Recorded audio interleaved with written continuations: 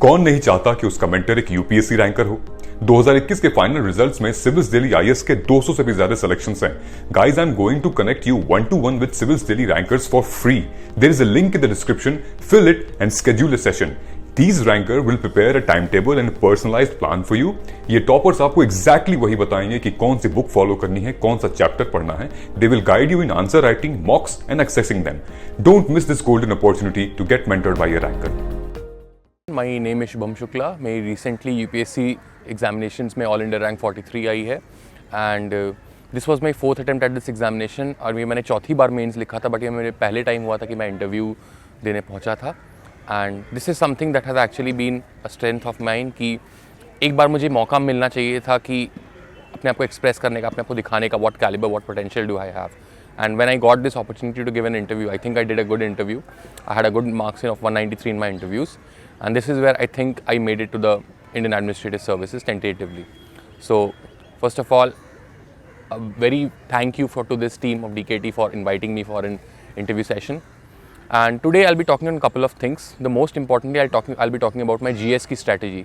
मैं किस aspect से अपने GS की strategy रखा था, which has helped me improve, which has helped me score well.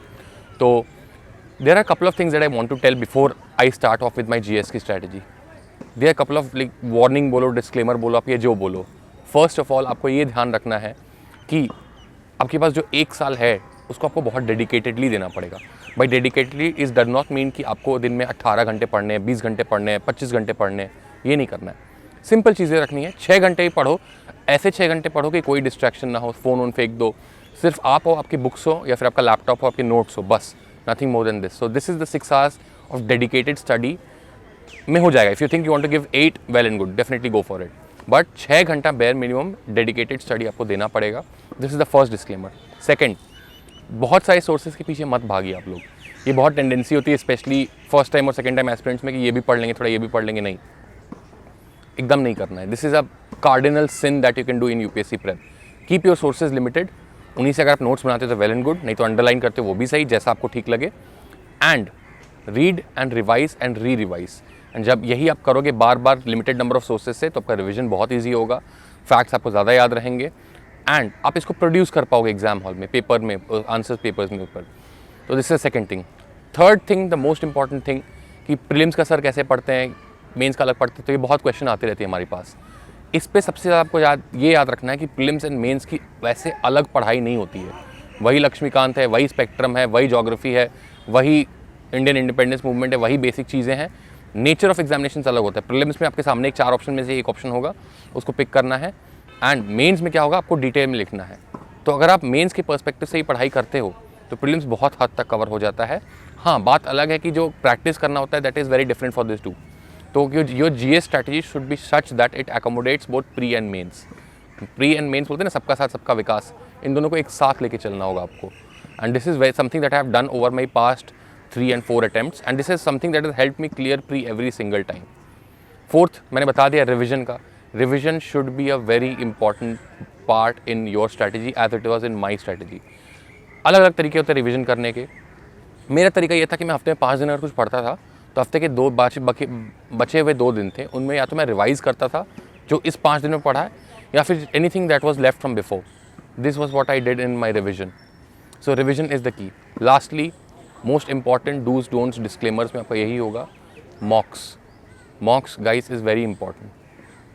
जिस भी हिसाब से हो आपको मॉक्स देना है. For example for prelims there are lot of mock test series available in the market, Telegram, इधर उधर कोचिंग में, हर जगह है. जो भी सोर्स लगे एक मॉक टेस्ट खरीद लो, अच्छे से मॉक्स दो, उनको एनालाइज करो. Similarly for mains, mocks is very important. It need not be full 20 question every day. आप डेली 2 क्वेश्चन 3 क्वेश्चन लिखो, बट लिखो. कुछ प्रैक्टिस बनाओ, हैबिट बनाओ आंसर राइटिंग करने का. Again there is a disclaimer, answer writing कब करनी चाहिए. तो आंसर राइटिंग टेंटेटिवली करनी चाहिए आपको once your content is done. मतलब आपने एक चीज़ पढ़ लिया, आपका रिवाइज कर लिया. फॉर एग्जाम्पल लेट्स से बेयर मिनिमम आपने पॉलिटी कर लिया है, तो पॉलिटी के वो करो. फिर जाओ टॉपर्स के क्वेश्चन आंसर शीट्स या फिर मॉडल आंसर्स देखो, उनको समझो कैसे लिखा जाता है. 1-2 दिन बाद रिविजिट करो, उनको वापस लिखो आप लोग. This is something that will help you a lot. Do not skip answer writing.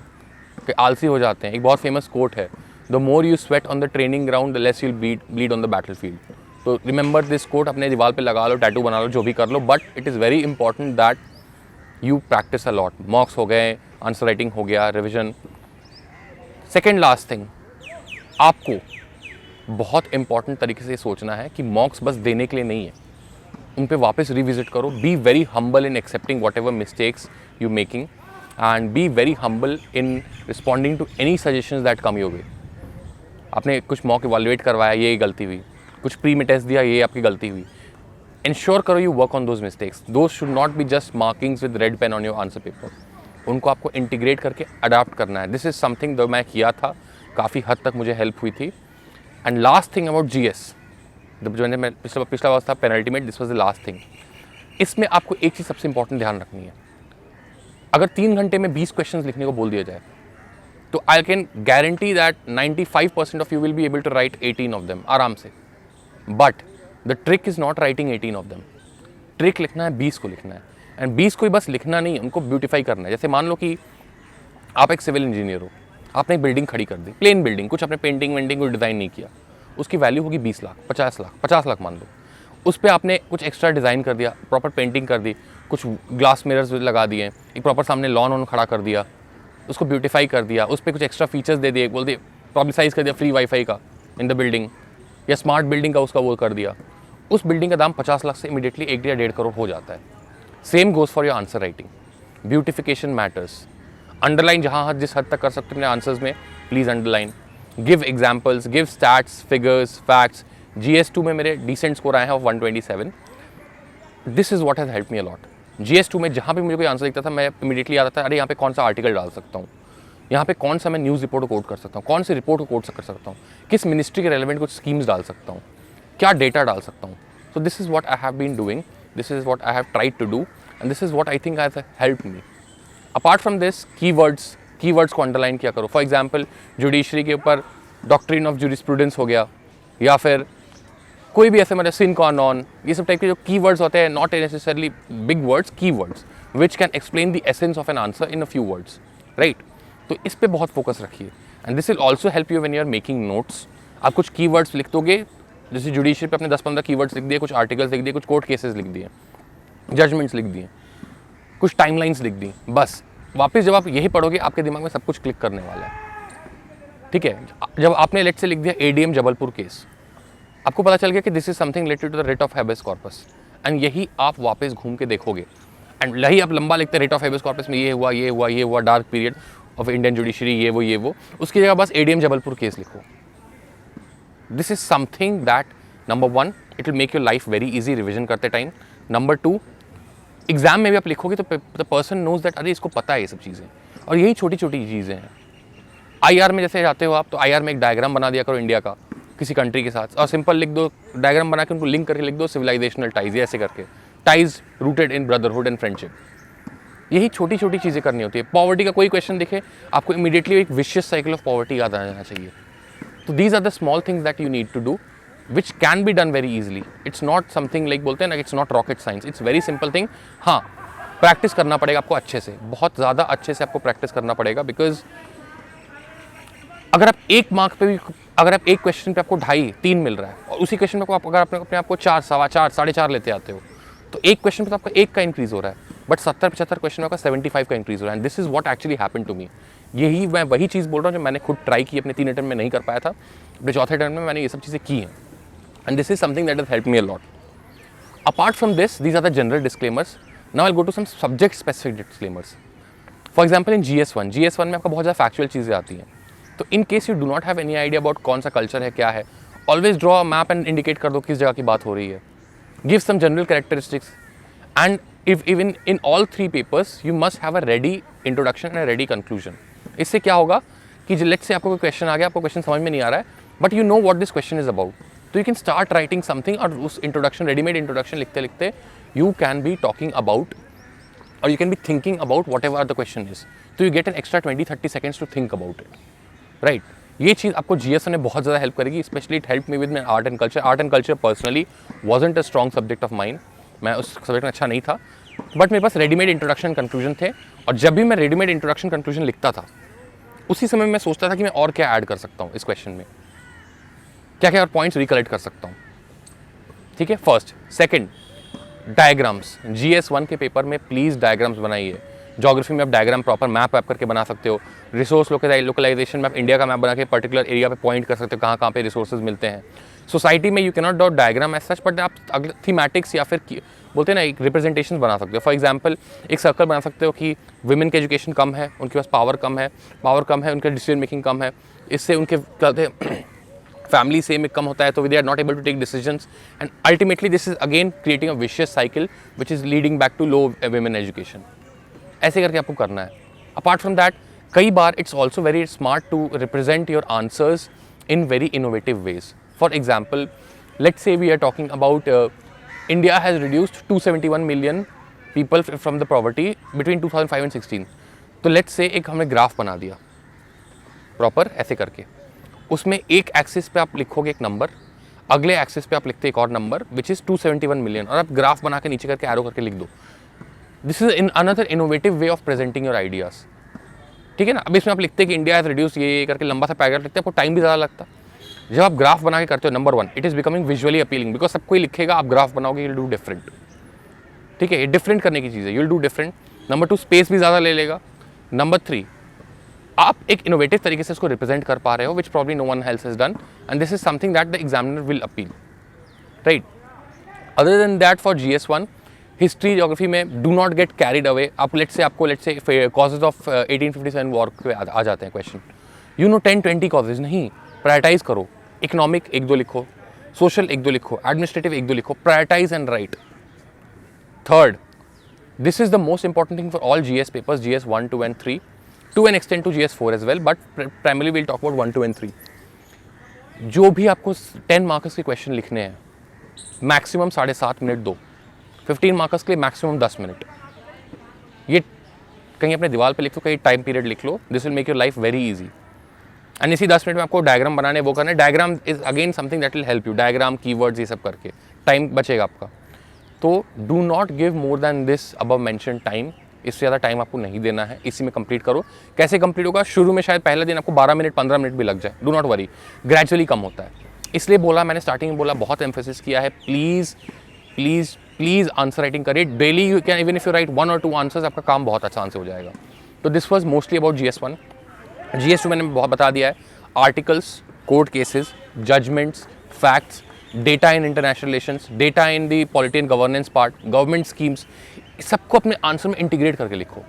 Example, there is a question on minorities, आप उसमें बिल्कुल स्टैंड अप इंडिया या फिर नई रोशनी की जैसी स्कीम ज़रूर मेंशन कर सकते हो। You can give some data जिससे माइनॉरिटीज़ में ये शो कर सकते हो कि माइनॉरिटीज़ का स्टेटस इंप्रूव हुआ है। You can make some reference to a committee which has been establish for the benefit of minorities, right. तो यही सब इनोवेटिव चीज़ें हैं जो लोग नहीं करते हैं। द थिंग इज़ कि आपका अपना आंसर पेपर स्टैंड आउट करिए, ये सब लिखते हैं, अंडरलाइन कर दिए। Give your proper analysis. Analysis में ऐसा नहीं करना है कि वो 10 मार्क में 15 पॉइंट लिख देना है। 6-7 गुड पॉइंट्स इज गुड। वैसे 15 मार्कर्स में आप if you have 9 to 10 good points, it is very good. यही तरीका करना है। Address every part of the question, this is important. When you address every part of the question, let's say 10 marks में 2 part हैं, तो you can give 3 or 4 points here, 3 or 4 points there. एक अच्छा सा इंट्रोडक्शन, एक अच्छा सा conclusion, data facts, कुछ जगह बचे या स्कोप बढ़े तो एक डायग्राम। यही सिंपल चीज़ करना है, 7 मिनट में आराम से होता है। Do not panic about this. This was about GS2। International relations में अनदर वेरी फेमस क्वेश्चन कि डायग्राम बना सकते हैं, बिल्कुल बनाइए। If you have an option, बिल्कुल बनाइए।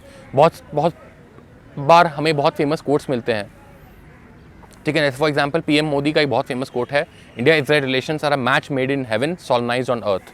इसको बहुत बार अपना इंडिया इजराइल के क्वेश्चन में इसी से ओपनिंग करिए। मैं तो यही करता था, हमारे ऑनरेबल PM ने बोला है, इसी से ओपन करिए अपने आंसर्स को। There is no wrong about it. Also another word of caution for people with PSIR optional, do not use your PSIR knowledge in GS2 papers. You do not have to make your GS2 answers look like your PSIR answer. ठीक है? You can quote PM Modi, you can quote S Jaishankar. You do not have to quote C Raja Mohan in your GS2 answers. इतना याद रखिए। Coming to GS3, again एक ऐसा paper जिसमें पता नहीं क्यों UPSC, एक जनरल परसेप्शन है कि UPSC को मार्क्स देना पसंद नहीं है, बट वही है, ये पेपर मोस्टली डायनेमिक होता है। तो जो आपने स्टैटिक पढ़ा है अपने बुक से, उससे उसको आपको इंटीग्रेट करना पड़ेगा डायनेमिक वाली चीज़ों में। यही है GS3 का मंत्र। ऑल्सो राइट इन पॉइंट्स।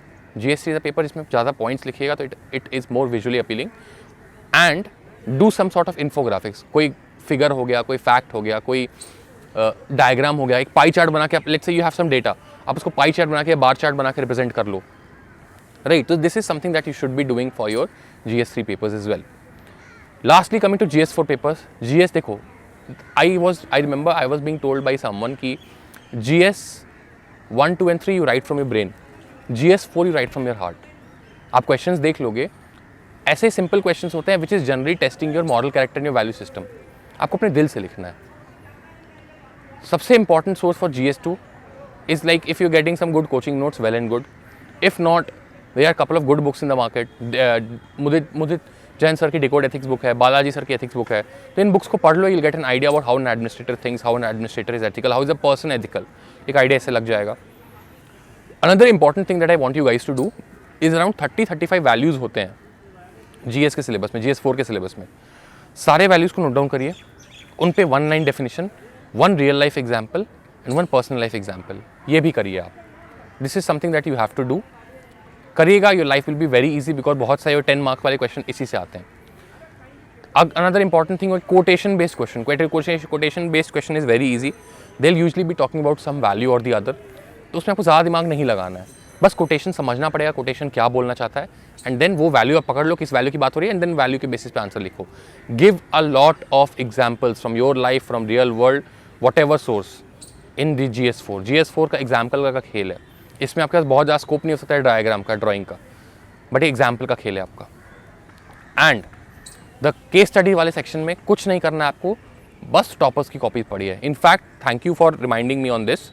टॉपर्स की copy is another part of my GS strategy which I probably missed, but make it a habit to read the toppers copy. मतलब ये नियम बना लो. For example, those people who are having your mains in the next coming months, it would be advisable कि at least in the next 80 days 70 days आप daily एक topper की copy पढ़ो, whichever subject it be. Let's say we have 7 subjects to cover and we have 7 days a week, तो daily एक subject पे आप एक टॉपर की कॉपी पढ़ो, एनालाइज करो, समझो उन्होंने क्या किया है. Take like note down something if you find something innovative और समथिंग ब्रिलियंट और something value enriching, use them. It's an invisible gold mine and people do not use it. ठीक है, टॉपर्स की कॉपी पढ़िए. Other than that there is this another important thing that you need to do. Toppers की copy से case studies आप देखिए, कैसे toppers open कर रहे हैं केस स्टडीज़, कैसे टॉपर्स क्लोज कर रहे हैं case studies. This is very important. 15 minute के अंदर केस स्टडीज़ आपको सॉल्व करना है maximum. You do not have more than 15 minutes. कई बार भावनाओं में बैठ के हम लोग शुरू वाले केस स्टडीज़ 20-20, 25-25 मिनट लगाते हैं. मैंने भी ये गलती की है. I am not ashamed of admitting it. Do not do this. आप लोग को ये गलती नहीं करना है. 15 मिनट मैक्सिमम पर केस स्टडी देना है. 6 केस स्टडी 90 मिनट, और वो जो रिटन वाला सेक्शन है वो भी 90 मिनट. यही करना ही है आपको इस पेपर के लिए. एंड एथिक्स का paper, be very honest with while your writing. Try to develop that criteria value system. It's a work in progress, but इस पे करिए. एथिक्स के पेपर में आपको लिटरली बहुत दिमाग नहीं लगाना है, आपको दिल से आंसर लिखना है. मैं बार बार ये बोल रहा हूँ. तो this was mostly about my GS strategy. एक लास्ट पार्ट बचता है ऐसे स्ट्रैटेजी का. तो essay is something which is very simple as in sense that कि कंटेंट आपको मिलेगा आपके GS पेपर से, आपके ऑप्शनल से, एंड आपके आसपास जो दुनिया हो रही है, current affairs, whatever the world is happening around you, यही आपका सोर्स है. कैसे स्टार्ट किया जाए? Write a few essays. Let's say किसी टॉपर ने किसी टॉपिक पे लिख दिया ऐसे, आप बिना टॉपर के टॉपिक कॉपी पढ़े खुद का एक ऐसे लिखो. उसके बाद 1-2 दिन बाद जाओ, टॉपर की कॉपी पढ़ो और फिर अपना ऐसे कंपेयर करो. How do you do your essays.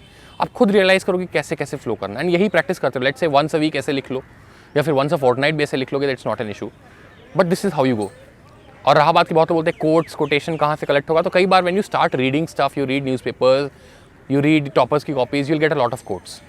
And ऊपर से बहुत सारे वेबसाइट ऐप भी होते हैं जो डेली गुड मॉर्निंग के साथ आपको एक कोट भेजते हैं. You can subscribe to them as well. तो this is about essay is something जिसमें focus on your flow, focus on your content, but do not sacrifice one for the other. Flow के चक्कर में content बर्बाद नहीं करना है, content के चक्कर में फ्लो बर्बाद नहीं करना है. दोनों बहुत इंपॉर्टेंट है. बोले ना, सबका साथ सबका विकास. यहाँ पे भी सबका साथ सबका विकास होना चाहिए आपका. कौन नहीं चाहता कि उसका मेंटर एक UPSC रैंकर हो. 2021 के फाइनल रिजल्ट्स में सिविल्स डेली IAS के 200 से भी ज्यादा सिलेक्शंस हैं. Guys, I am going to connect you 1-to-1 with Civils Daily rankers for free. There is a link in the description. Fill it and schedule a session. These ranker will prepare a timetable and a personalized plan for you.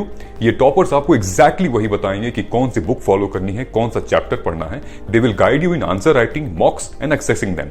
Don't miss this golden opportunity to get mentored by a ranker. So this is everything about my strategy for general studies. I have tried to cover the prelims. I have tried to cover all the papers of GS. Apart from that, if there's something specific or missing or the other, I'm really very sorry about that. But whatever जो मुझे याद था मैंने prepare करके आया था इसके लिए, उसके लिए I've told you. And I hope you guys benefit out of it. I hope you guys आप इसे follow करें. And most importantly, I hope you guys work on it. इस पे आप काम करें because 3 अटैम्प्ट से मैंने कुछ नहीं किया. चौथे अटैम्प्ट में मेरी जो अच्छी रैंक आई थी, मेरे स्कोर्स में इंप्रूवमेंट हुए थे GS में, ऑप्शनल में. इसका एक बहुत बड़ा क्रेडिट मैं अपने सीनियर बैचेस को दूंगा, टॉपर्स के बैचेस को. उन्होंने बहुत कुछ बोला है, बहुत कुछ दिखाया है. And I was very fortunate to be in good touch with good people.